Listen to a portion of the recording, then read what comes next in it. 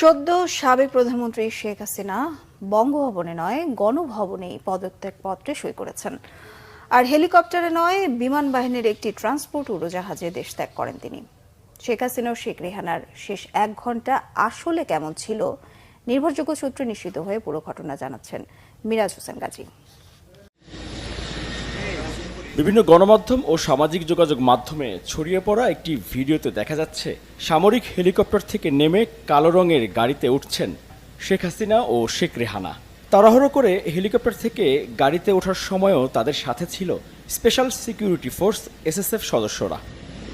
প্রশ্ন উঠেছে, হেলিকপ্টার থেকে নেমে গাড়িতে উঠে কোথায় গেছেন শেখ হাসিনা ও শেখ রেহানা, কোথায় পদত্যাগ করেন তিনি, আর দেশ ছাড়ার সিদ্ধান্ত ও পরের বাস্তবতাই বা কেমন ছিল।